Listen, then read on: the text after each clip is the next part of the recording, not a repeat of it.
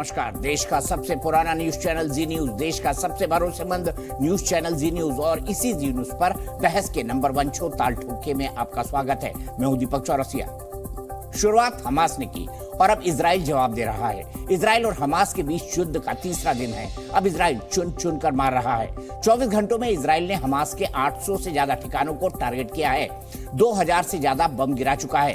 Gaza पट्टी में Hamas के कई ठिकाने मिसाइलों से मिटा दिए गए। इजराइल ने अपने 1 लाख अतिरिक्त सैनिकों को भी बुला लिया है। इस जबरदस्त पलटवार के बाद गाजा में सिर्फ धमाके सुनाई दे रहे हैं। इमारत मलबों के ढेर में बदलती जा रही है। इजराइल और हमास की जंग में अब तक 1200 से ज्यादा मौत हो चुकी है।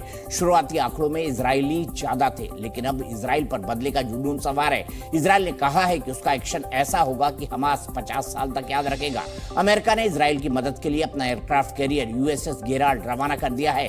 इराकी मिलिशिया ने धमकी दी है कि मदद की तो फिर अमेरिकी सैन्य ठिकानों पर भी निशाना बनाएंगे। वहीं ईरान धमकी दे रहा है कि इजराइल ने अगर उस पर हमला किया तो फिर इराक और यमन से भी इजराइल पर हमले होंगे।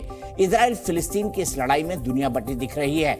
अमेरिका, ब्रिटेन, फ्रांस की तरह भारत पहले ही कह चुका है कि इजराइल के साथ है, लेकिन ईरान की तरह सारा दोष इजराइल को देने की तस्वीरें हमारे यहां से भी आई है। अलीगढ़ मुस्लिम यूनिवर्सिटी में इजराइल के खिलाफ और फिलिस्तीन के समर्थन में प्रदर्शन हुआ। यहां भी सियासत बटी दिख रही है। कांग्रेस ने आज ही फिलिस्तीन के समर्थन में प्रस्ताव पास किया। इसमें फिलिस्तीन के आत्मसम्मान और अधिकार की बात कही गई है। कुछ और नेताओं के बयान है जो सारा दोष इजराइल का बता रहे हैं। सवाल टाइमिंग का है। सवाल है कि इस वक्त जब दुनिया का बड़ा हिस्सा इजराइल के साथ खड़ा है, तो ऐसे में फिलिस्तीन से हमदर्दी जताने को क्या हमास से हमदर्दी जताना नहीं माना जाएगा?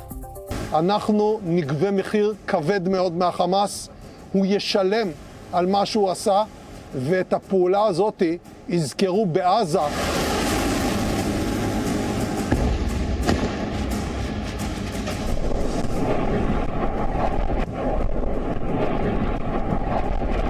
צה"ל הציג שליטה במוקדי החדירה מרצועת עזה לשטח מדינת ישראל.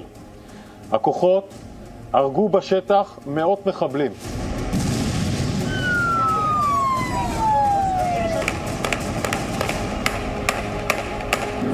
यहाँ पर लगातार तेज़ हमले हो रहे हैं और हम सड़क पर मौजूद थे जब सायरन्स बजा और हमें भागकर बंकर्स में आना पड़ा है।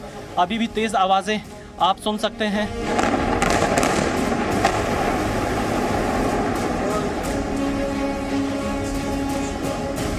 I want to express my absolute solidarity for the people of Israel. Now is not a time for equivocation, and I'm unequivocal. Hamas and the people who support Hamas are fully responsible for this appalling act of terror.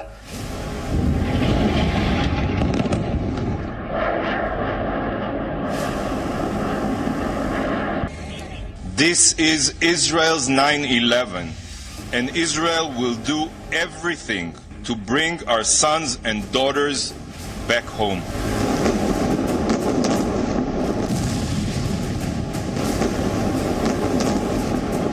Bharat ऐसे मुश्किल के समय पर Israel के साथ खड़ा है और जितने लोग पीड़ित हैं और जिनकी मृत्यु हुई है, उन परिवारों को भारत सरकार की तरफ से, भारत के जनता की तरफ से हम अपनी संवेदना व्यक्त करते हैं।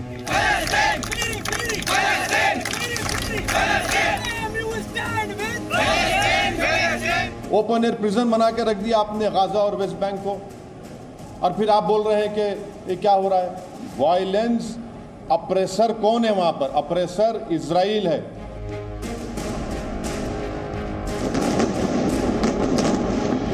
वो जब इजराइल जुल्म करता है, फलस्तीन को कत्ल करता है, तो वो खामोश रहते हैं। और जब अब हमास ने इजराइल के लोगों के साथ नाइंसाफी की, उनके साथ जुल्म किया, वहाँ इंसानी हुकूक की पामाली की, तो सारे लोगों में हाहाकार मची है।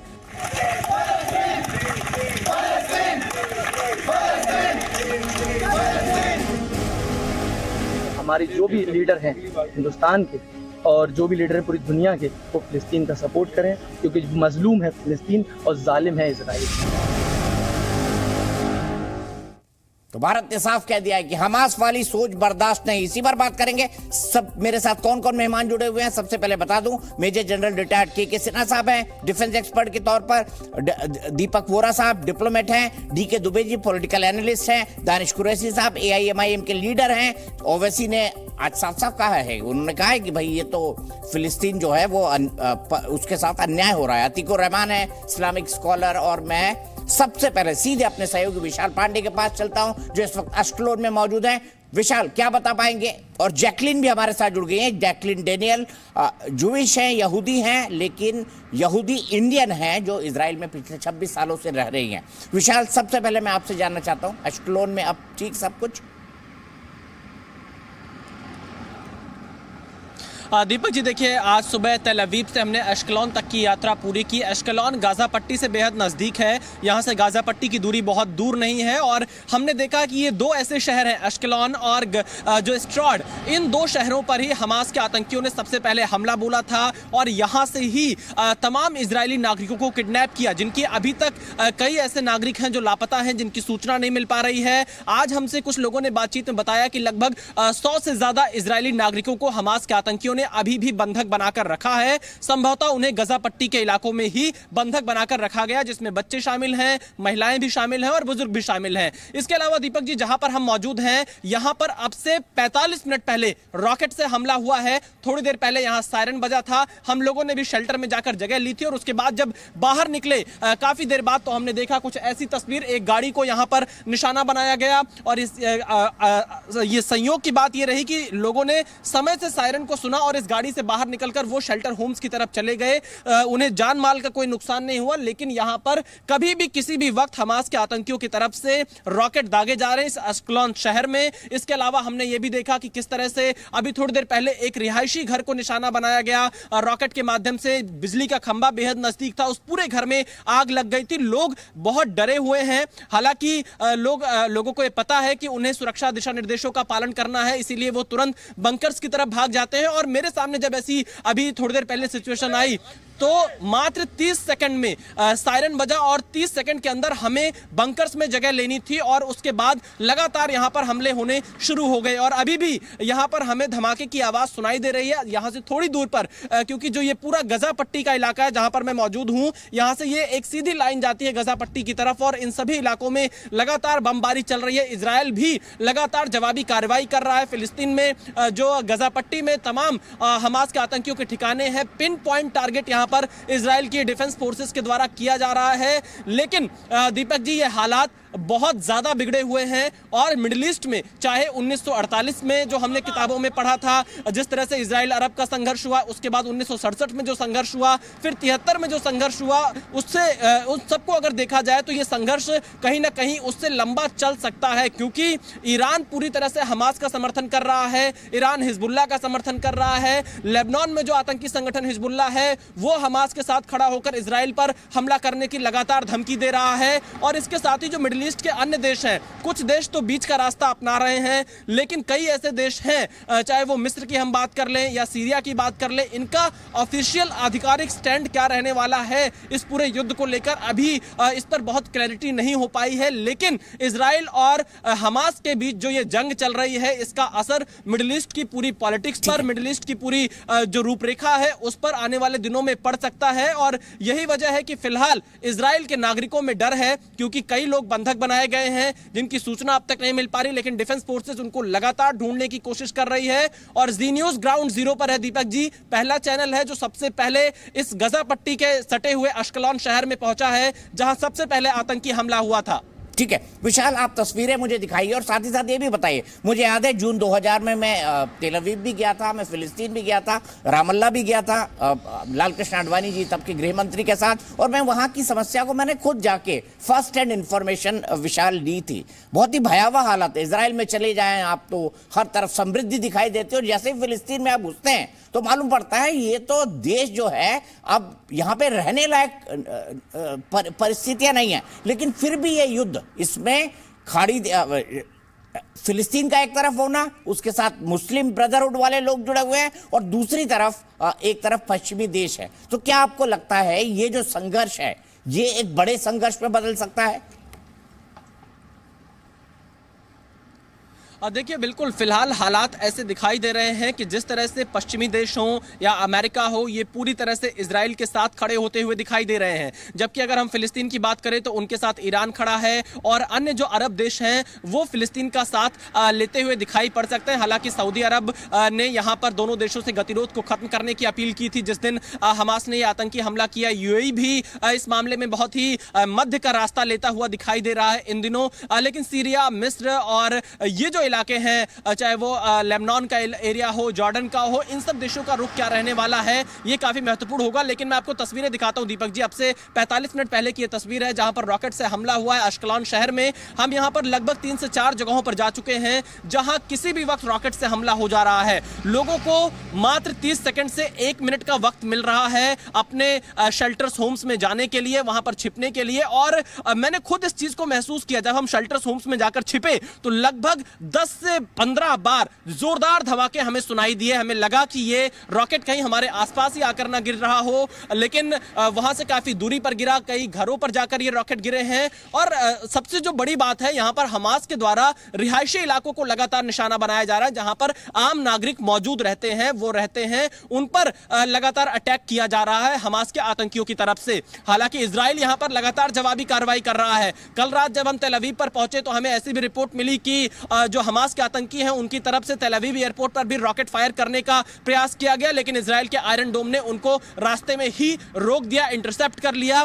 तो कहीं ना कहीं जो अभी हालात बने हुए हैं, वो चाहे गजा पट्टी से सटे हुए इलाके हो इजराइल के, या यरूशलेम का जो इलाका हो, या फिर नॉर्थ पर भी इजराइल ने जो लेबनान से सटा हुआ बॉर्डर है वहां पर भी उस बॉर्डर को पूरी तरह से सील कर रखा है। और लेबनान से सटे हुए बॉर्डर पर भी बड़ी संख्या में जो इजराइल के सैनिक हैं उनकी तैनाती की गई है। और इसके अलावा जो रिजर्व सैनिक होते हैं, क्योंकि इजराइल का ये एक मैंडेटरी नियम है कि जो भी यहाँ के लोग हैं उनको यहाँ के मिलिट्री के लिए काम करना है, उस रिजर्व फोर्स को भी बुला लिया गया है अलग अलग पोस्ट के लिए। और आज सुबह उसी रिजर्व फोर्स में से एक 25 साल की लड़की से हमारी मुलाकात हुई जिन्होंने रोते हुए हमें ये बताया कि किस तरह से उनके जो फ्रेंड्स हैं जो इस समय इजराइल के लिए लड़ रहे हैं, उन लोगों को भी यहाँ पर कुछ लोगों की जान गई है, कुछ लोग किडनैप किए गए हैं। और साथ ही उन्होंने हमें बताया कि जो छोटे बच्चे हैं वो भी हमास के द्वारा किडनैप किए गए। किस हाल में हैं, किस स्थिति में हैं, ये किसी को नहीं पता है। इससे यह अंदाजा लगाया जा सकता है कि ये जो अभी संघर्ष चल रहा है, जो युद्ध चल रहा है, ये आने वाले कई दिनों तक चल सकता है और इसका असर पूरे विश्व पर जरूर पड़ेगा। क्योंकि एक तरफ जहां रूस यूक्रेन का युद्ध है उसकी वजह से लगातार जो चाहे वो फ्यूल सप्लाई हो या खाद्यान्न का सप्लाई हो, उस पर पूरी तरह से असर पड़ा है। दुनिया भर के लोग उससे पीड़ित हैं। अब दूसरी तरफ एक और मोर्चा खुल गया है इजराइल और फिलिस्तीन के बीच में, जहां अरब देश के जो हित है वो भी इसमें कहीं ना कहीं जुड़े रहेंगे। तो ऐसी स्थिति में दुनिया पर ग्लोबल सप्लाई चेन पर और साथ ही जो फ्यूल के चार्जेस हैं उस पर इस युद्ध का असर पड़ सकता है। मैं आपको तस्वीरें दिखा रहा हूं लगातार दीपक जी, क्योंकि इस सड़क पर अब से थोड़ी देर पहले ही रॉकेट से हमला किया गया है। और साथ ही अभी हमने तस्वीरें देखी थी, ये पूरा मार्केट का एरिया है अश्कलान में। यहां पर भी दुकानों के शीशे टूटे हैं, कई सारी जो दुकानें हैं और घरों के शीशे टूटे हैं अपार्टमेंट में। लोग यहां पर इजराइल का झंडा अपने घरों पर लगाए हुए हैं। हमने ये देखा कि किस तरह से यहां पर जो लोग थे अब से थोड़ी देर पहले वो इजराइल का झंडा लेकर वेव कर रहे थे। वो ये कह रहे थे कि इजराइल जीतेगा। और यहां पर जब ये रॉकेट से हमला हुआ उसके थोड़ी देर बाद की तस्वीरें थी। खास तौर पर मैं देख रहा हूं उन इलाकों में ही ये रॉकेट से हमले किए जा रहे हैं जो रिहायशी इलाके हैं, जो मार्केट के इलाके हैं। और इसमें फिलहाल आप ये कह सकते हैं कि आज अभी जहां जिस इलाके में मैं मौजूद हूं यहां पर किसी को जान माल का नुकसान नहीं हुआ है, क्योंकि समय रहते लोग शेल्टर होम्स की तरफ तुरंत भागते हैं, अपना सब कुछ छोड़कर सीधे वो शेल्टर होम्स में जाकर, बंकर्स में जाकर शरण लेते हैं। हमने छोटे बच्चों को भी देखा, काफी डरे हुए थे, उनके चेहरों पर भी काफी डर हमको दिख रहा था, क्योंकि जितनी तेज आवाजें आ रही थी उससे कोई भी डर जाएगा। और बच्चे जिस तरह से बंकर्स की तरफ भाग रहे थे उससे हमें यह अंदाजा लगा कि हालात बेहद गंभीर हैं और लोगों को फिलहाल जो लोकल गाइडलाइंस है उसके मुताबिक आगे बढ़ने के लिए कहा जा रहा है। ग्राउंड जीरो पर हम लगातार मौजूद हैं, अलग अलग हिस्सों में जा रहे हैं जो कि गजा पट्टी से सटे हुए इलाके हैं इजराइल के, वहां से अपने दर्शकों तक तस्वीर पहुंचा रहे हैं कि आखिरकार किस तरह हमास के आतंकियों ने यहां पर आम नागरिकों को निशाना बनाया है, इंसानियत को मारा है और उसके बाद अब इजराइल उसका बदला ले रहा है। दीपक जी। ठीक है, बदला ले रहा है इजराइल, लेकिन हमास के हमले को आतंकवादी हमला आधी से ज्यादा दुनिया मान रही है। मैं वहां पर बता दूं, वहां पे हर घर में बंकर है और सामुदायिक जो कम्युनिटी जगह है वहां पर भी बंकर्स बने हुए हैं, क्योंकि वहां पर लगातार इजराइल का फिलिस्तीन के साथ युद्ध चल रहा है। और इस बीच हमें खबर आ रही है कि एक भारतीय महिला को चोट आई है अश्कलोन के अंदर। ऐसी खबर आई है, हमास के हमले में भारतीय महिला घायल हुई है, भारतीय मूल की महिला घायल हुई है। मैं सीधे जैकलिन डैनियल के पास चलता हूं, जो एक यहूदी इंडियन है, जो इस वक्त तेल अवीव में रह रही हैं। वो इस वक्त इजराइल के अंदर है। जैकलिन, मैं आपसे जानना चाहूंगा, क्या महसूस किया आपने और क्या लगा, क्या देख रही हैं अभी आप परिस्थितियों को वहां पर? इस तरह का पिछले 26 सालों में आपने कभी देखा? यहाँ पर जो भी हो रहा है बहुत ही भयानक है। हमने कभी ऐसा कुछ एक्सपीरियंस नहीं किया है। horrendous, atrocious. I have no words for this. Certainly a terrorist attack. मैंने देखा है बहुत से लोग वहाँ पर बोल रहे हैं कि this is what Israel was asking for or this is what it is getting. लेकिन जो हमास ने किया है हमारे ही इलाके में घुस के, जो हमारे बुजुर्गों और बच्चों को यहाँ से लेके गए हैं, उनका रेप किया गया है। There are bedridden women, 85-year-old women who have been grabbed and snatched away from Israel and taken into their as hostages. This is not human. Yes, absolutely, this is a humanitarian war crime which is being done by Hamas. This cannot be explained. Outrageous. ये कोई इंसान सहन नहीं कर सकता, पुरुष महिला कोई इंसान, no human can accept this. This is what I want to say. Completely atrocious. ठीक है, जो जानकारी मिली है एग्जैक्टली, जो जानकारी मिली है उसके हिसाब से जिन इजरायली नागरिकों को ले गए हैं उनको वो ह्यूमन शील्ड बनाएंगे ताकि इजराइल उन पर हमला न करे, इसीलिए उन्होंने बूढ़ी महिलाओं को, बच्चों को भी नहीं बख्शा। क्या कहेंगे इस पर?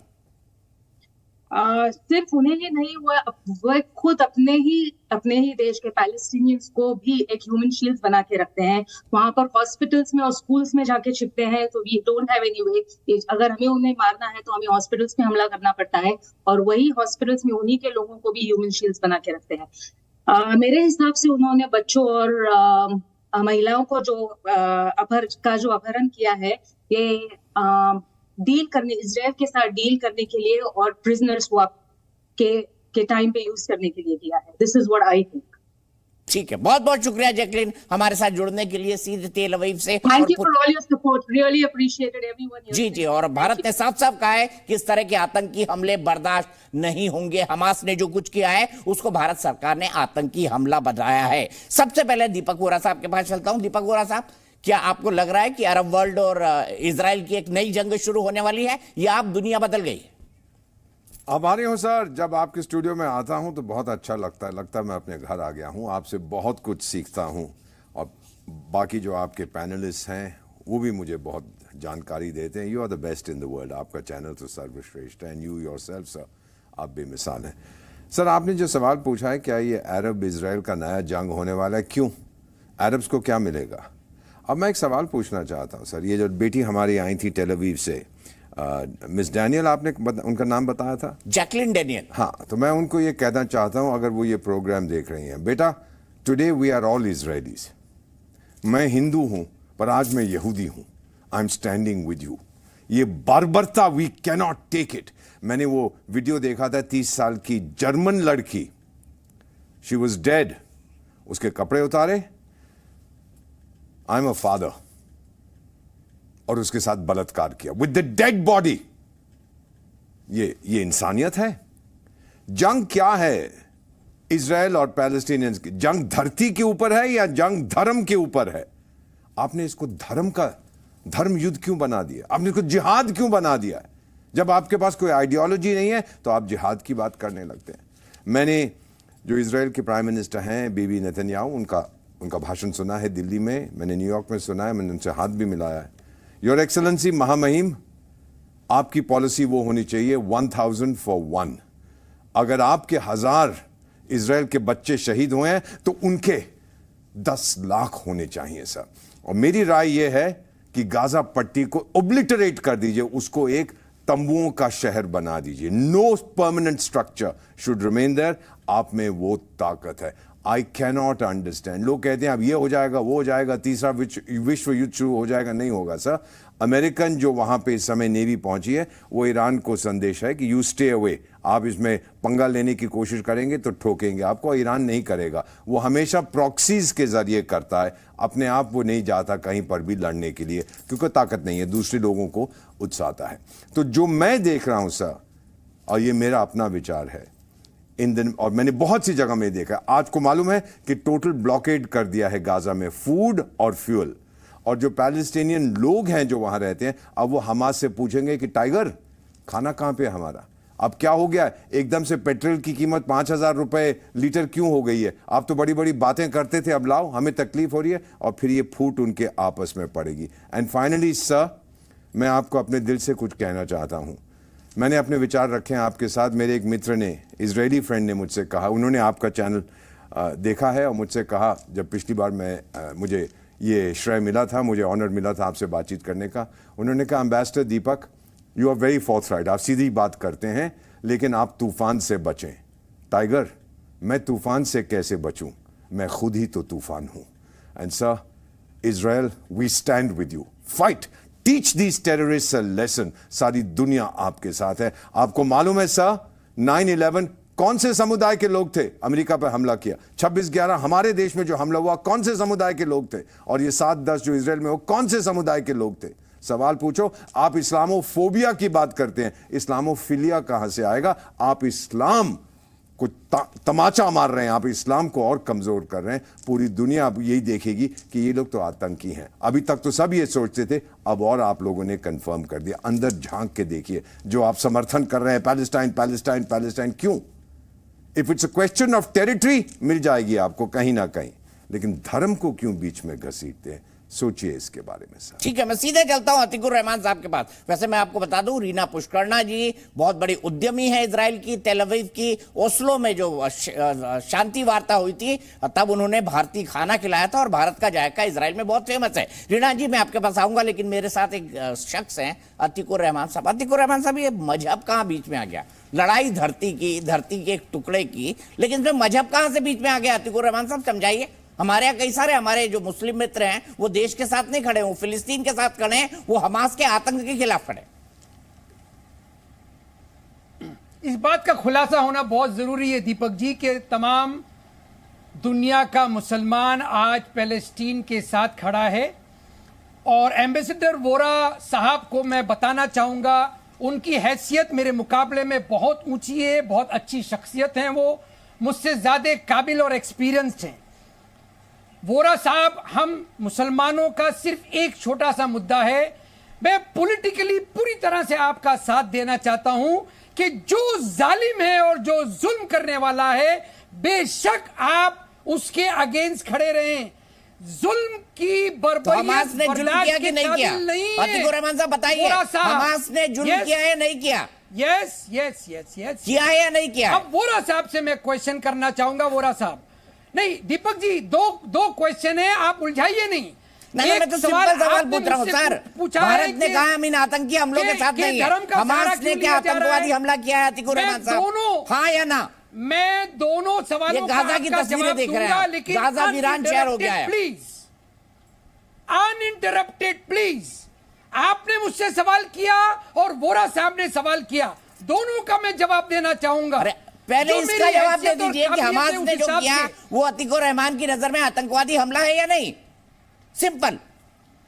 इसी से रिलेटेड वोरा साहब से क्वेश्चन है कि दुनिया का मशहूर इंटेलिजेंस इजराइल कैसे फेल हो गया, इस बात का आभास लगाने में कि हमास क्या तैयारी में है।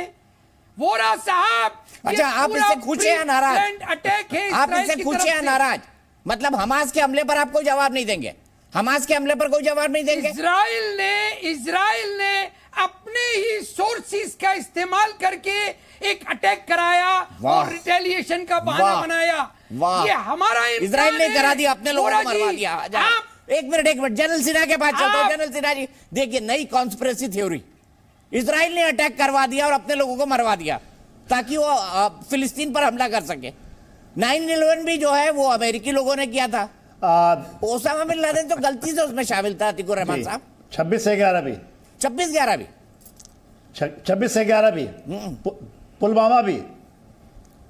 वो सर वो आतंकी हमला संसद वाला खड़ा हुआ था मैं जब गोलियां चल रही थी, वहीं से रिपोर्ट कर रहा था मैं विजय चौक से। हाँ दीपक जी, वो भी भारत के ही ने करवाए थे किसी पार्टी ने। देखिए बड़ा दुख लगता है, रहमान साहब को सुना मैं। ये हमास कब आया? 1987 में। और जो भी अरब इजराइल का जो मसला है या फिलिस्तीनियों का मसला है, ये 1917 से चल रहा है। 1948 में इजराइल की स्थापना हुई और ये खड़ा हुआ 1987 में। Hamas violent offshoot of Egypt Muslim brotherhood, और उसकी लिखित है वायलेंट जिहाद करेंगे, every inch of Palestinian land को हम छुड़ाएंगे, वायलेंट जिहाद। ये जिहादियों का यदि ये साथ दे रहे हैं, ये मैं नहीं कह रहा हूं, या तो आपके पास इतना रिसर्च होना चाहिए कि जाके पढ़ें। उनके ऑफिशियल डॉक्यूमेंट कहता है कि ये जिहाद है, and we will not go with anything. हम नहीं मानेंगे। पीएलओ फतेह मूवमेंट जब चला था अराफात साहब का, भारत भी उनके साथ देता था। मगर ये नहीं है फिलिस्तीनियों की लड़ाई। ये समझ नहीं है, और आपके दर्शकों को समझना चाहिए ये टोटल जिहाद है, जो कि जिसको इजराइल ने ऑस्लो अकॉर्ड के बाद जो 1993 में हुआ था, यम कपूराबाद को जीतने के बाद उन्होंने 2000 स्वेच्छा से छोड़ दिया था यूएन के मानने की बात। ये जो आप गाजा स्ट्रिप देखते हैं ना, इसको इजराइल ने अपने मर्जी से विड्रॉ किया था, उसकी आज वो भुगत रहा है। इसलिए दीपक बोहरा साहब जब कहते हैं इन जिहादियों ने, जहां पर 23 लाख हैं, टोटल आबादी इजराइल की दीपक साहब 65 लाख लोगों की है। 55 लाख यहूदी अमेरिका में रहते हैं। 1.7 करोड़ टोटल यहूदियों की संख्या है। 800 करोड़ इस देश की, पूरे विश्व की आबादी 8 बिलियन है। इतने छोटे से जनसंख्या वाला देश, ऐसे खुदगर्ज लोग आज उसके ऊपर में ये जो आघात करते हैं जिहाद के नाम पे। और मुझे शर्म आती है कि ये रहमान साहब लिखते हैं इस्लामिक रिसर्चर। ये कौन से रिसर्चर हैं? ये जिहादियों के भी आका हैं। ये जिहादियों के आका, चाहे उसमें उबैसी हो, मुफ्ती मोहम्मद हो, अब्दुल्ला हो, ये हरदम जिहाद के साथ क्यों खड़े होते हैं? चाहे वो पाकिस्तान की धरती से जिहाद चलाया हो। ये इनके नामों से मुझे जो आप लिखे हैं ना इस्लामिक रिसर्चर, इनको आप जिहादी लिखिए। ये नहीं हो सकता। कैसे आपके टेलीविजन चैनलों में बैठ करके दीपक जी ये लिख सकते हैं और बातें कर सकते हैं? और क्या ऑब्जेक्शन है आपको? आप जिहाद को बढ़ावा देना चाहते हैं? भारत की सरकार जो हम क्या आप पढ़े ना जा करके आप मेरे सवाल का जवाब दे सकते हैं? रहमान साहब, कब आया? मैं आपका सवाल का जवाब देना चाहूंगा। कब बना हमास? गाजा पट्टी में भी उनको के सवाल का जवाब देना चाहूंगा। पहले 2007 में जनसाब मैं इनसे एक सवाल तो अतीकुर रहमान साहब बताइए, हमास ने जो किया वो आतंकवादी हमला है या नहीं? क्या बातें कर रहे हैं? क्या बातें कर रहे हैं ये? पहले ये बता दीजिए। और ये अपने को रिसर्चर लिख रहे हैं अतीकुर रहमान साहब, हमास ने जो कुछ किया वो आतंकी हमला है कि नहीं? दुनिया कह रही है आतंकी हमला है, भारत देश भी कह रहे हैं, यहाँ के प्रधानमंत्री भी कह रहे हैं। दीपक जी 26/11 को नहीं मानते देते नहीं हो, आतंकी हमला था। अच्छा सिन्हा साहब बोलने दे आपको। सिन्हा साहब, आपने कई सवाल मुझसे पूछ लिए। आप तो उनसे क्वेश्चन करें, क्वेश्चन आप करें, ओपन डिबेट करें आप। ठीक है, आप बात तो सुन लीजिए। आपने मुझे आतंकी बना दिया, आतंक का साथी बना दिया। अब आप मुझे बताइए, अब आप मुझे बताने का कम से कम कष्ट तो करिए कि जो के बारे में जानते हैं 1987 में बना हुआ अरे भैया हमास आप देश कहते हैं। दीपक जी इनसे बुलवा लीजिए, काफी तैश में हैं, इनकी भड़ास इनको निकालने दीजिए। इनकी भड़ास निकलेगी तो मेरे सवाल का जवाब दीजिए, उनके सवाल का मत दीजिए। बल्कि पूरे आलम में थोड़ी सी पीस कायम हो सकती है। इतना ही निकाल लीजिए सिन्हा साहब, आपकी सारी भड़ास निकाल लीजिए। तमाम दुनिया का मुसलमान आपकी नजर में आतंकी है।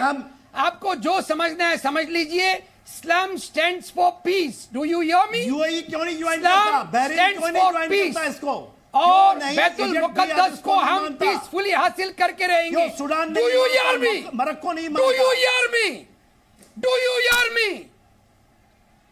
हम बैतुल मुकद्दस को पीसफुली हासिल करके रहेंगे। आज जिहाद नहीं मानता इंडिया के ज्यादा से ज्यादा मुस्लिम भाई नहीं मानते जिहाद को। जिहाद को नहीं मानते, टेररिज्म इस्लामिक फंडामेंटलिज्म को नहीं मानते। आप इस्लामिक फंडामेंटलिज्म को बढ़ाना चाहते हैं? आप इस्लामिक फंडामेंटलिज्म को बढ़ाना चाहते हैं? 1000 लोगों को मार देना पीस है अतीकुर रहमान साहब। 1000 लोगों को मार देना पीस है। 1000 लोगों को मार देना पीस है, शांति है। आप आतंकी हैं। चलो आपने मान ही लिया, आपने मान लिया आप आतंकी है। आप तो फिर मैं आगे क्या बोलूं? जब आपने मान ही लिया आप आतंकी अतीकुर रहमान साहब। पूरा देश हमारा क्योंकि वो खड़ा है इजराइल के साथ तो आतंकी हो गया। और दीपक जी आप उनकी लॉबी के साथ हैं। किनकी लॉबी के साथ? ये लॉबी का खेल। अरे आप ये कहिए कि हमास ने जो कि आतंकी हमला हुआ है, मैं आपके साथ खड़ा हूँ अतीकुर रहमान साहब। गलत को गलत कहना सीखिए। जिस तरह से आपने अयोध्या में राम मंदिर हासिल किया, हम कोई भी हिंसा के बगैर अच्छा, बहुत बढ़िया बहुत बढ़िया बहुत बढ़िया बहुत बढ़िया, आ गए आप इस पॉइंट से। अरे अतीकुर रहमान साहब, अतीकुर रहमान साहब एक बात बताइए, आप इजराइल फिलिस्तीन की बात होती है तो बोलते हैं इतिहास पढ़िए, जब अयोध्या की बात होती है वही इतिहास आप पढ़ना भूल जाते हैं। सही बोला आपने, आपकी सोच ही आतंकी जिहाद वाली है। आपकी सोच, आप मेरे दोस्त हैं, भाई हैं, लेकिन आपकी जो सोच है ना, आपने जैसे इसको राम मंदिर से जोड़ दिया, ये टोटल जिहाद वाली है। आप हकीकत लोगों के सामने नहीं लाना चाहते दीपक जी, आप भी कसूरवार हैं। 99.9% आप कसूरवार। अरे अभी तो हम जैसे लोगों ने बोलना शुरू किया अतीकुर रहमान साहब, आगे आगे देखिए होता है क्या। सुनिए हमारी बात, अगर सुन सकते हैं तो आप, लेकिन बर्दाश्त नहीं कर सकते। आप सिर्फ जुल्म का साथ देना चाहते हैं।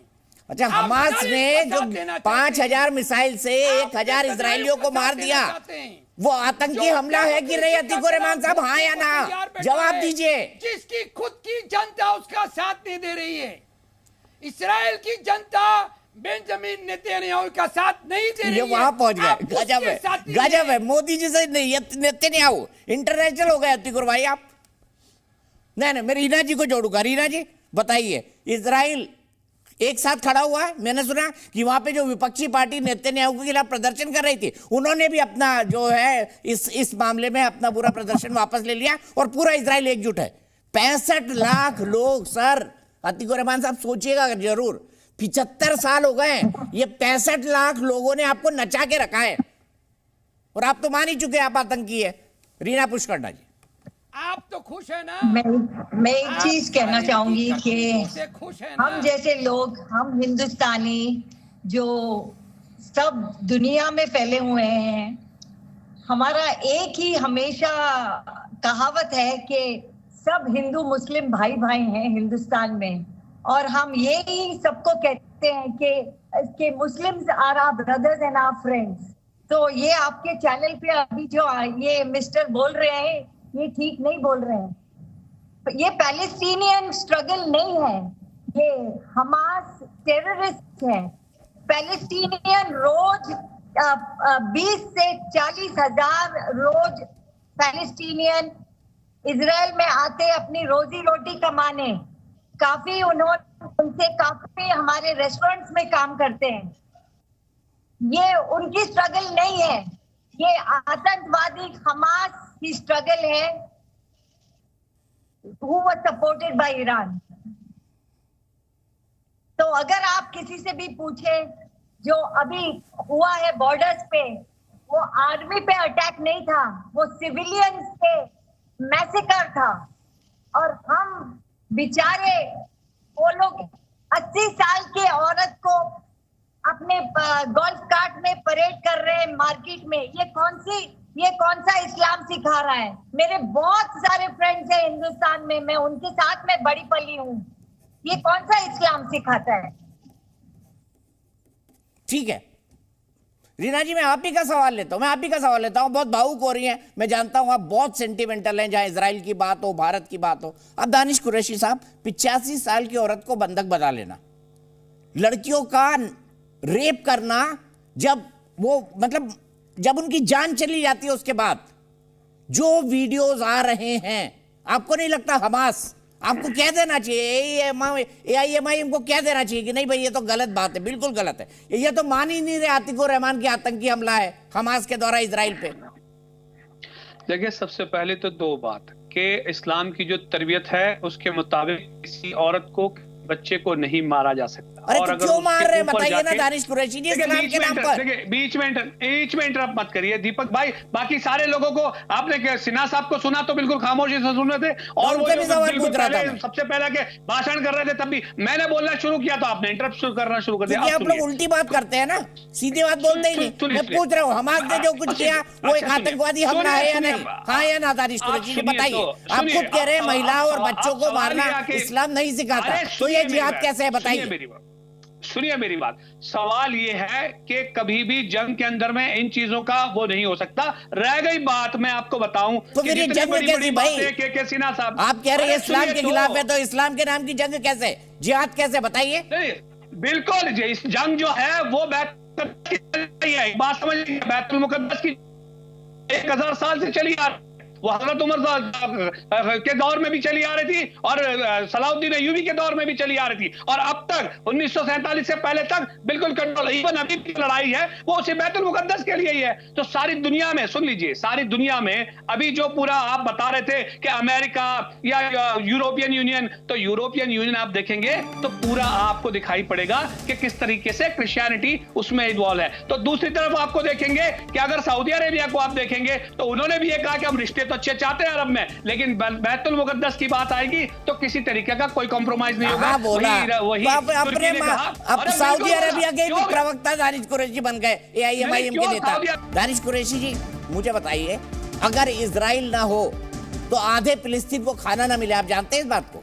अगर इजराइल ना हो तो वो अपनी इकोनॉमी नहीं चला सकते, उनके टुकड़ों में पलते हैं और उन्हीं में रॉकेट मारते हैं। ये कौन सी जिहाद है भाई, समझाइए। इजराइल को पैदा हुए जुम्मा 8 दिन हुए हैं, और 1000 साल का की तारीख आप पढ़ोगे तो पैलेस्टीन है, ये ऑक्यूपाइड का जो लोग बन के बैठे हैं, इनको आप बता रहे कि ये रोटी खिलाएंगे, ये रोटी खिलाएंगे। आप भूल गए शायद वो स्टीमर जो वहां से निकला था, जर्मनों ने जब मारा था उनको, तब ये जा क्या लेके पहुंचे थे फलस्तीन में? वो ही अरब थे जिनके पास जाके इन्होंने ये कहा था कि हमारी उम्मीदें आप ही से हैं, किसी से नहीं है, वो रोटी खिलाएंगे आपको। अरे शर्म की बात है दीपक भाई, आप जैसे लोग ऐसी बात करते हैं। दूसरे नंबर की बात मोदी जी पे करते हैं। मोदी जी ने जो दानिश कुरैशी जी 1.25 करोड़ लोग हैं। नहीं, मैं रीना पुष्कर जी को लूंगा, फिर मैं दीपक वोरा साहब के पास चलूंगा। रीना, आप सहमत है दानिश कुरैशी की बात से? मैंने तो जितना देखा, आपने मुझे जितना दिखाया है वहां पे तेल अवीव में, यरूशलेम में या फिर रामल्ला में, मैंने तो ये देखा कि इजराइल का सपोर्ट ना हो तो फिलिस्तीन चल नहीं सकता एक कदम। सच कह रहे हैं आप, सच कह रहे हैं। और ये हमास नहीं चाहती है कि सऊदी अरेबिया जो है उनकी दोस्ती होए इजराइल के साथ, उसके वजह से ये सब हुआ है।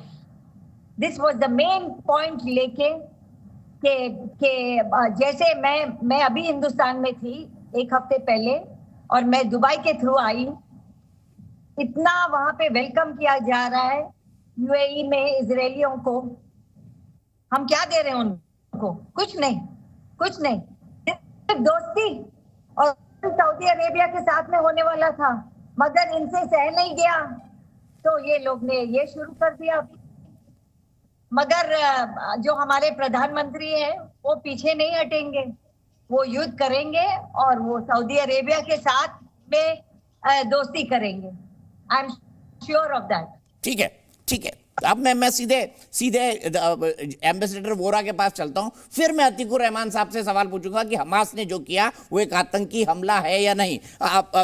एम्बेसडर मुझे बताइए, सऊदी अरेबिया नई दोस्ती कर रहा है इजराइल के साथ, UAE इस मामले में खामोश है, सऊदी अरेबिया कह रहा है कि शांति से इस मामले का हल निकले, और हमास ने कहा है कि ये तो हम उन अरब वर्ल्ड को दिखाना चाहते हैं जो आजकल इजराइल से दोस्ती बढ़ा रहे हैं, इसके विरोध में उन्होंने हमला किया, ये पूरा का पूरा। आप इस इंटरनेशनल सिचुएशन को कैसे देखते हैं? क्या अब अरब वर्ल्ड एकजुट है या उसका झुकाव भी अमेरिका और भारत की तरफ है बदली हुई वैश्विक परिस्थितियों में? 1970 के दशक में जब मैं पेरिस में पोस्टेड था तो उस समय पीएलओ के नेता थे यासिर अराफात। मैंने उनका भाषण सुना था, मैं यूनिवर्सिटी में पढ़ता था। उन्होंने कहा जब तक अरब लोगों के पास एक कॉमन एनिमी है, वो इजराइल की बात कर रहे थे, तो हम उससे लड़ेंगे। जब वो कॉमन एनिमी चला जाएगा हम आपस में लड़ मरेंगे। ये उन्होंने कहा था, मैंने नहीं कहा है। सर, इजराइल हार नहीं सकता ये जंग, क्योंकि इजराइल के लिए it's a question of survival. उनकी सच्चाई, उनका व्यक्तित्व, इट्स ऑल ऑन दिस। और कुछ लेट मी कंप्लीट सर, मैंने आपको इंटरप्ट नहीं किया था सर। हमारी ट्रेनिंग नहीं होती इंटरप्ट करने की सर। विदेश सेवा में हम बहुत इज्जत से पेश आते हैं सर। तो मैं ये कहना चाहता था सर कि Israel can not afford to lose, क्योंकि उनकी सर्वाइवल डिपेंड करती है। फाइनली सर, मैं कहूँगा जो लोग कह रहे हैं कि विश्व युद्ध बनेगा एटसेट्रा, ये नहीं होगा। Why would the Arabs get involve? क्यों लड़ेंगे वो हमास की तरफ से?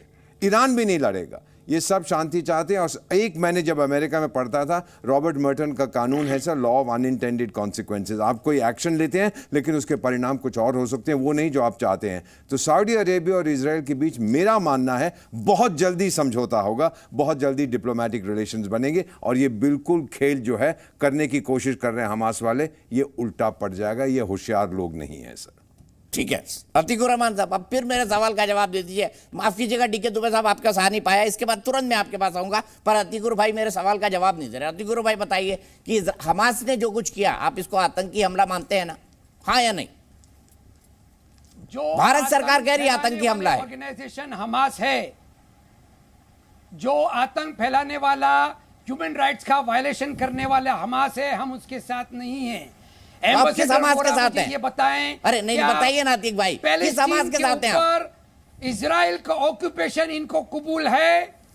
पैलेस्टीन के ऊपर इजराइल का ऑक्यूपेशन ये मानते हैं, सही या गलत? वोरा साहब आपसे जानना चाहूंगा। नहीं अभी डीके दुबे साहब बचे हैं, वोरा साहब से जवाब ले लूंगा मैं। आप दूसरे से ही सवाल पूछ रहे हैं, अपने पे जो सवाल आया उसका जवाब दे ही नहीं रहे आप। ठीक है, हमास को गांधीवादी संगठन है, अहिंसात्मक। अतीकुर रहमान साहब, ह्यूमन राइट्स वायलेशन को हम कंडेम करते हैं, चाहे वो हमास की तरफ से हो। अब अगर आप में हिम्मत है तो पैलेस्टीन जो ह्यूमन राइट्स का वायलेशन कर रहा है या जो डेमोक्रेसी का गला घोट रहा है, उसको कंडेम करने की हिम्मत है? ठीक है, डीके दुबे साहब से पूछ लेता हूं। हिम्मत दुबे साहब बता दीजिए, दुबे साहब बता दीजिए। देखिए, सबसे पहली बात तो यहाँ पर ये आती है कि हमास की लोकस स्टैंडी क्या है। वहां तो पीएलओ है। अभी दीपक बोरा साहब को मैं सुन रहा था, जब मैं पैदा हुआ था तब वो राजनयिक थे, और आज मैंने पहली बार उनको इतने गुस्से में सुना कि इतने गुस्से में, वो मैं बहुत दिनों से सुनता हूं लेकिन पहली बार सुना कि वो इतने गुस्से में, मतलब वो सीन देखकर उनका खून खौल रहा होगा।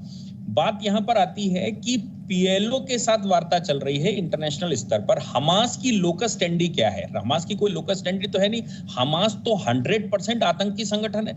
अगर हमास किसी को किसी भी स्तर पर, जैसे मैं कहता हूं इजराइल का क्या है, उनका क्या है, लेकिन पीएलओ वर्सेस इजराइल की बात है ना इंटरनेशनली। पीएलओ को यूएनओ ने अस्थायी स्टेटस दे रखा है, मतलब ऑब्जर्वर का स्टेटस दे रखा है। तो जो भी बात अगर कहीं कही जाएगी फिलिस्तीन की, तो वो पीएलओ कहेगा, ना कि हमास कहेगा। और हमास ने जो किया, इसको तो 101% अगर आप कहें तो ये आतंकी हमला है। अब जहां तक बात रहती है वर्ल्ड वार की, तो एक बात मैं अतीकुर रहमान साहब की तरफ भी पूछना चाहूंगा कि ये जो मुसलमान है ना, इजराइल, ये फिलिस्तीन का, ये शफी मुसलमान है। इसको ये मुसलमान मानते हैं क्या, या बाकी अरब कंट्रीज को मुसलमान मानते हैं क्या? जितने बार युद्ध हुआ अभी तक, शफियों का सहयोग साथ किसने दिया? शफी का सहयोग उन्होंने ही दिया जो शफी और हैं, जैसे इजिप्ट में हैं, वो उनका साथ देते हैं, या अगल बगल के जो कंट्री हैं वो उनका साथ देते हैं। लेकिन बाकी का अरब वर्ल्ड केवल भाषण करता है, बाकी का अरब वर्ल्ड केवल इस्लाम के नाम से अपनी रोटियां सेकता है, वो कभी डायरेक्टली इन्वॉल्व नहीं हुआ है। आप उनका इतिहास उठाकर देख लीजिए। और जैसे ये शांति वार्ता थोड़ी, जैसे ये कॉन्फ्लिक्ट थोड़ा कमजोर होगा, ये शांति आएगी, वैसे ये सारे अरब कंट्री चलने लगते हैं और इजराइल के साथ संबंध बनाना शुरू कर देते हैं। फिर वो तेल भी इधर से उधर लेने लगते हैं, फिर वो हथियार भी इधर से उधर लेने लगते हैं, फिर वो ट्रीटियां करने लगते हैं, फिर वो ज्वाइंट अभ्यास करने लगते हैं। तो सवाल यहां पर यह पैदा होता है, क्या इस्लाम एक भू राजनीतिक आंदोलन है क्या, कि इस्लाम के नाम से राजनीति करना या भूमि पर कब्जा करना? और भूमि कौन सी भूमि? उस भूमि पर जिस पर वार्ता चल रही है उस पर आप हमला करें और साथ में उसको अप्रिशिएट करें और ये कहते हुए कहें कि नहीं साहब हम तो ये वो वाला युद्ध चल रहा है और जमाने से 1500 साल से चल रहा है और 1000 साल और चलेगा। ये कोई वार्ता नहीं है। तो वैसी बात हो गई ना कि भारत के ऊपर इस्लामिक शासन था, वो यहां से चले गए, फिर भी उनका क्लेम यहां पर बनता है और आकर वो यहां बम मार जाएंगे और बम मारने के साथ साथ ये कहेंगे कि नहीं साहब हमने तो यहां 500-600 वर्ष तक शासन किया इसलिए ये हमारा है। ये तो कोई बात ही नहीं बनती ना। तो यहां पर ये जो चर्चा मेरे को लग रहा है कर रहे हैं, ये चर्चा रॉन्ग डायरेक्शन में है। अतीकुर रहमान साहब ये बताएंगे कि ये कौन से वाले मुसलमान हैं, ये बताएंगे कि जिस ये भू राजनीतिक आंदोलन के लिए बात कर रहे हैं उसमें प्रॉफिट मोहम्मद के पूरे परिवार को किसने खत्म किया? कौन लोग थे वो जिन्होंने इस राजनीति के लिए पूरा कब्जा किया? वो कौन लोग थे जिन्होंने अपना विस्तार किया? वो कौन लोग थे जिन्होंने आक्रांता बनकर भारत पर आक्रमण किया? ये कौन लोग थे जो अभी भी विश्व भर पर आक्रमण करते हैं, अपने घर में भी शांति से नहीं रहते? ये तो 100% आतंकी हैं और इन आतंकियों का सपोर्ट करने वाले लोग केवल वो हो सकते हैं जो इस्लाम को भू राजनीतिक आंदोलन मानते हैं और इस्लाम के नाम से सिर्फ कब्जा करना, इस्लाम के नाम से सिर्फ हमले करना और इस्लाम के नाम से शासन के उनके दिमाग में शासन पद्धति रहती है। इसके अलावा मुझे नहीं लगता कि कुछ और है। अभी अतीकुर रहमान साहब स्कॉलर तो हैं, लेकिन मैं इनको गारंटी के साथ बता सकता हूं कि हिंदुस्तान में कितने प्रकार के मुसलमान हैं ये नहीं बता सकते। इनको नहीं मालूम है कि ये कौन से वाले मुसलमान है और भारत में शफी मुसलमानों को आप मानते हैं? मुसलमान धन्यवाद। यस शाफी, हम्बली, मालिकी और हनफी चारों जूरिस्प्रूडेंस मुस्लिम उम्मा का हिस्सा है। दुबे जी उम्मा का धन्यवाद। मुसलमान है ये नहीं बोल रहे हैं, जो उम्मा का हिस्सा, जो मुस्लिम ब्रदरहुड जिसके नाम पे पूरी फिलिस्तीन की दुकान चल रही है। दीपक जी ये गंदी आदत आप बंद करिए ना प्लीज। ये बीच में अच्छी आदतें आप सिखा दीजिए, बोल दीजिए हमास एक आतंकवादी संगठन है तो मैं आपकी बात मान लूंगा। अरे महाशय जवाब तो देने दीजिए प्लीज यार।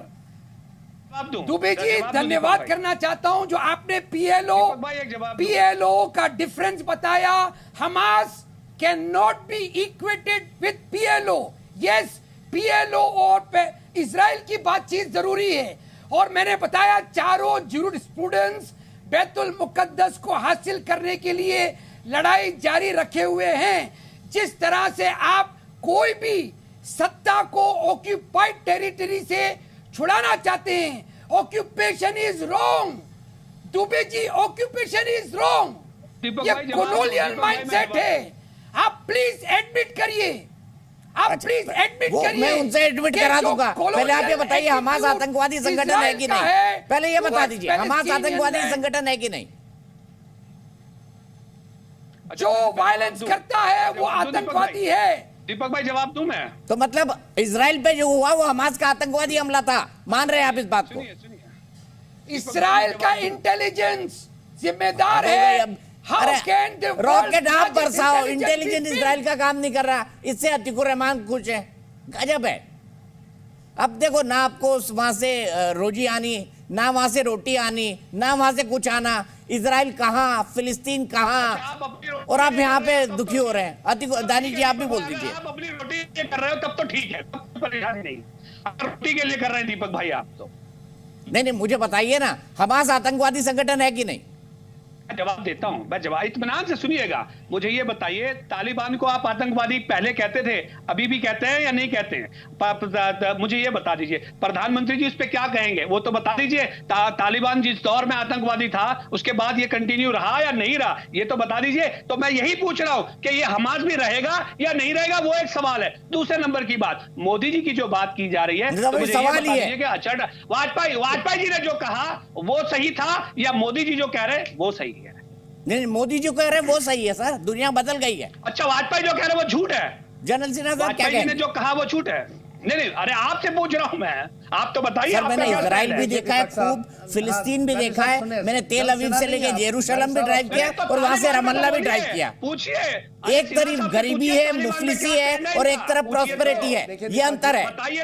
गरीबी, मुफलसी, भुखमरी सब कुछ है वहां पे, लेकिन जिहाद करनी है, लेकिन जिहाद करनी है। आदत से मजबूर है दानिश कुरैशी जी, आप आदत से मजबूर है। जनरल सिन्हा साहब कुछ जोड़ना चाहते हैं? जनरल सुने साहब जी हाँ, देखिए कुरैशी साहब सुने ना, देखिए दीपक जी जरा तथ्यों पे बात करें ना, इनके चिल्लाने से तो होगा नहीं। देखिए बात यह है कि दीपक जी आप ये समझिए, गाजा पट्टी टोटल एक 41 किलोमीटर लंबी है और 10 किलोमीटर चौड़ी है। उसकी आबादी 23 लाख की है। सुने भाई, सुन लेना मेरे भाई, कि हमास की संख्या टोटल 5000 है, 5000 आतंकवादी। ये 5000 आतंकवादी, वहां पर 23 करोड़ लोग हैं और इवन गाजा पट्टी में उनको समर्थन नहीं मिलता है, वो उनको ज्यादा से ज्यादा बना, तो 5,000 लोगों के साथ हमास का यही संख्या है। और उस संख्या ने, आतंकवादी संगठन ने जिस तरह से किया पूरे विश्व में, ये 9/11 26/11 के बाद एक बड़ी घटना है पूरे विश्व, ग्लोबल शांति के लिए। ये जो जिहाद का जो मामला है पूरे विश्व में ठंडा पड़ चुका है। वेस्ट एशिया में, मिडिल ईस्ट में, पूरी जितने भी इस्लामिक स्टेट्स हैं जो प्रोग्रेसिव हैं, यूएई की बात अभी हमारी बहन कर रही थी जो बैठी हैं इजराइल में, आप जाइए, मैं तो अभी आया हूं कुछ दिन पहले, आप उनमें जाइए, सऊदी अरेबिया जाइए, वो इस्लाम के सही रूप को देखना चाहते हैं, जीना चाहते हैं। बात पूरा सिंपल है। ये जो है, जो हमास है और हिजबुल्लाह है, वो नहीं चाहता है कि सऊदी अरेबिया, क्योंकि वो उनका सरगना है, वहां पर मक्का मदीना है, वहां पर इस्लाम की सब चीजें हैं, कि वो कहीं ना कहीं इजराइल को रिकॉग्नाइज कर, ठीक है। और इसीलिए हमास के रोक रहा हूं जनरल साहब, मेरे पास वक्त खत्म हो गया, और इसीलिए हमास ने हमला भी किया है ताकि वो सऊदी अरबिया और अरब मुल्क को बता सके कि देखिए साहब, आप इजराइल से दोस्ती ना करें। अब इसका क्या परिणाम निकलेगा आप देखेंगे। इजराइल जब देता है जवाब तो छप्पर फाड़ के देता है, और वो करना उसने शुरू कर दिया है। जी न्यूज़।